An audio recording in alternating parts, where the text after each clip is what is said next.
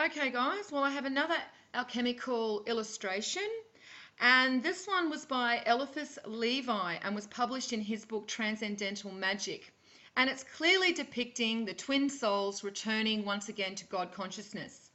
Now, Eliphas Levi was actually studying to become a Roman Catholic priest at one stage, so I find that very interesting.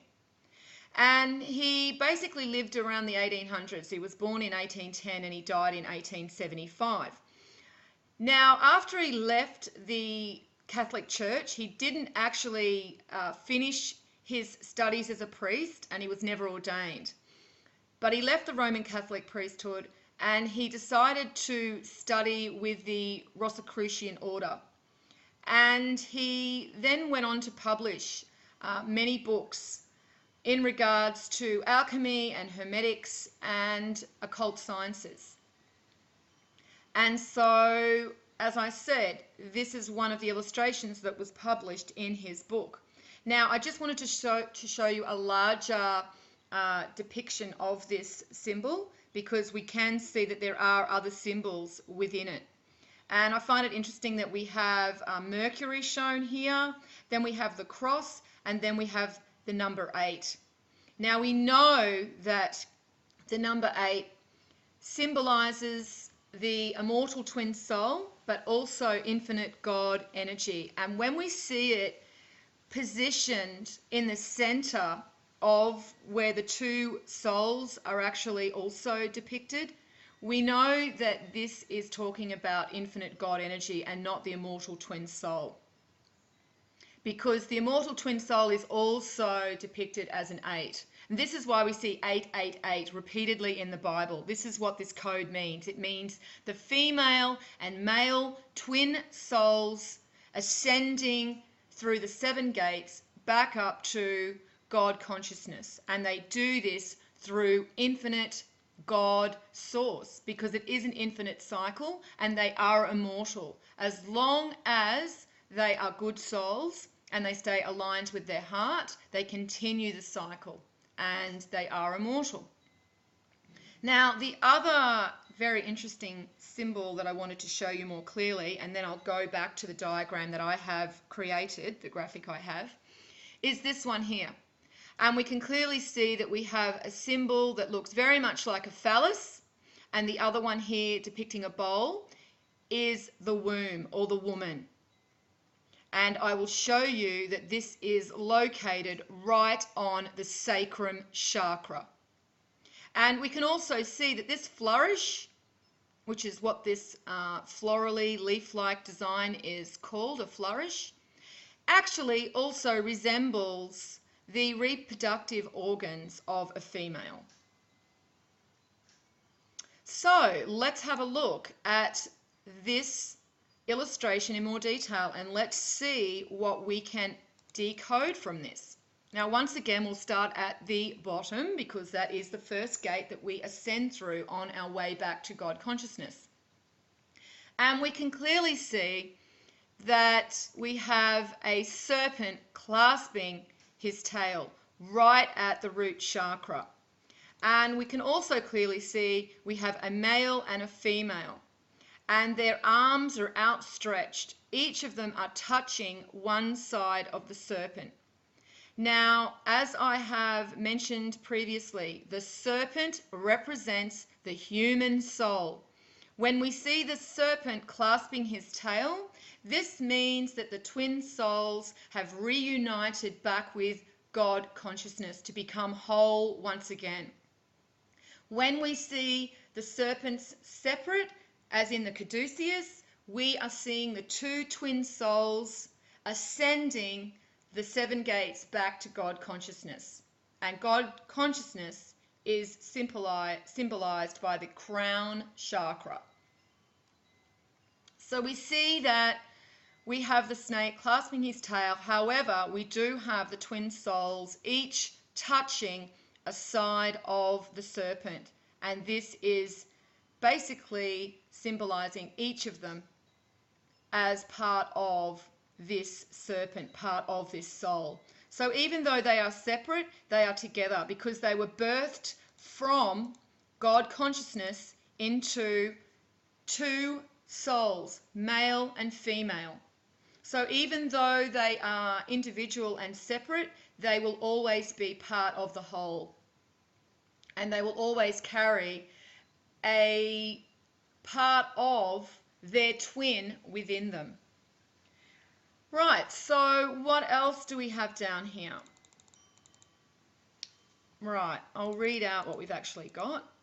So it says the serpent represents the twin souls in union, and we can see that the male and female are shown above the serpent as they outstretch their arms, each touching one side of the serpent, and this is indicating their individuality as well, because they are touching the serpent separately. The moon symbol here, the crescent, is on the female side because, as I've mentioned previously, the female always is on the right and the male is on the left. And we see that we've got a spear that pierces through the crescent. Now, this is indicating that it is the moon that manifests the physical, manifests the ethereal form, the ethereal soul, into the physical form.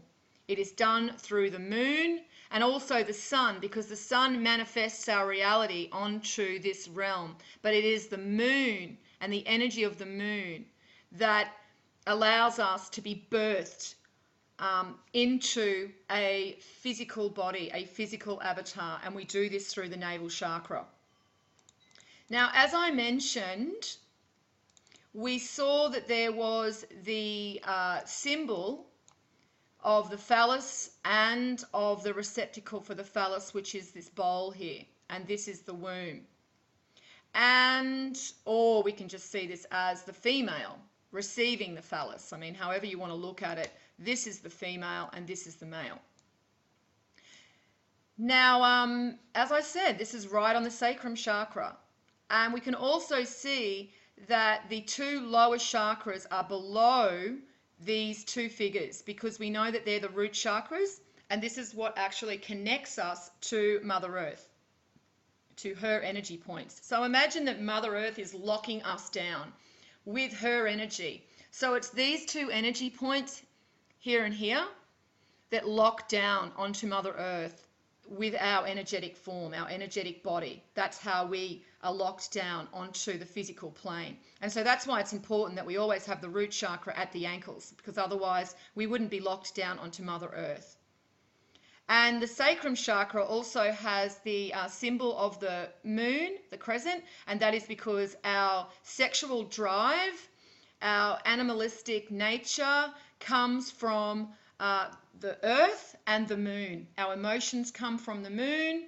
That's what stirs us up. And we also have our sexual desires from Mother Earth. That's where that emanates from. And the navel chakra is the point, as I said, that the soul is manifest into the physical body through the navel chakra.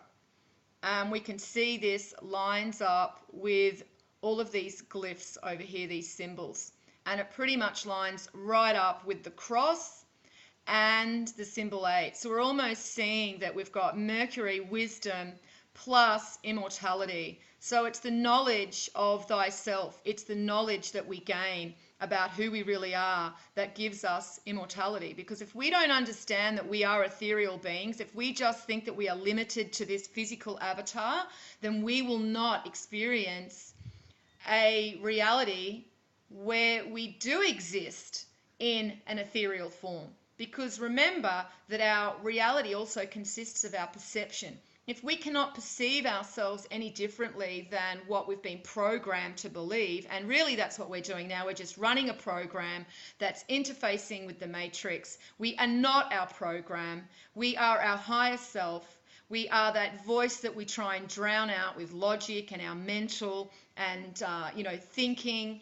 And this is why we need to move beyond that program, because that program is now obsolete. We no longer require that program, and so we need to remove it, and we need to come more fully into ourselves. Of course, we need to keep some of the program there because we do need to exist within this matrix. And if we don't fully integrate in some way, then we are going to basically make our journey a lot harder. So what I'm saying is, even though we play the game on the surface and our program responds to, the matrix, we don't need to actually think that way and feel that way within ourselves. We can have an understanding who we really are while still playing our part and being a part of the system. As it stands, there's not really a lot we can do, but this is why I continually say we need to extract ourselves from the 3D, which is what I call fake land. I mean, we are in the 3D, but I just tend to look at fake land, look at the illusion as this 3D creation that has been put there as a program to keep us enslaved and in bondage to the physical realm. And this is not where we want to be. This is not where, we are going to benefit from the new light. We need to start moving more into our ethereal self, and that is done just through an understanding of who we really are. There's not, you don't have to do energy work. You don't have to go and meditate on your Kundalini. You just have to understand who you really are. And you have to know that absolutely, undeniably. You have to have that understanding of who you are undeniably for this to start really resonating through to your core. And this starting to become your absolute identity. Because you want to remove that program that you need to fit in with everybody else, and you want to bring it back to who you really are. Okay, so now we get up to the really interesting parts where we get a little bit more information. As I've said, we can clearly see that there's a female on this side. We've got the male on this side. We've got the 6 represented here. Now we know that the 6 is the physical form, and then we have this spear brought through, and if we include the spear, then we actually make it a 7. So we've seen the physical turn into the ethereal on the female side. Now it's interesting that the Sumerian glyph, where we see what looks like 2 males standing either side of the tree of life, she's also holding a scepter in exactly the same position, and we see this on the Empress card. So the female is the one that holds the scepter, holds the spear, and the male is the sword. And the same thing happens on this side. We have the 6 represented. The physical is represented here by the hard physical. This is where they're manifested onto. This is where they are into the hard physical. Then we have the ethereal part of themselves, and this sits above the heart, just as I've mentioned. It's the heart is our anchor into this reality, into this physical plane, and half of it sits in the physical and half of it sits in the ethereal, and we can see this depicted also with the flames meaning the ethereal. Whenever we see the flames, that is talking about the ethereal. And we also see that the heart chakra is right on this hexagram here, and we also see that the heart chakra symbol has a hexagram on it, and this is because the mind and the heart must work together. You will not get to your third eye, you will not expand consciously until you are coming from the heart, until you are aligned with your heart.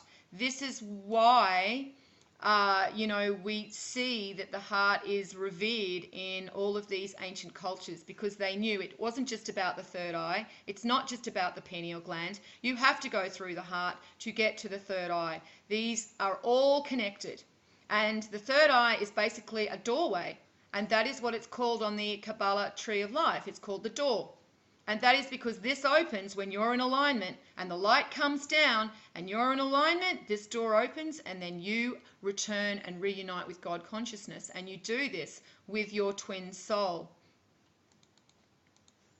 Now, we also see that we've got, let's have a look, the throat chakra, right where it should be. And once again, this is how we express ourselves. And then we go up to the third eye, and it looks like I've run out of time once again, thanks to YouTube restricting me to 15 minutes. So I will finish up here, and I will come back and upload part 2. Okay, I'll leave it here, guys. Peace out.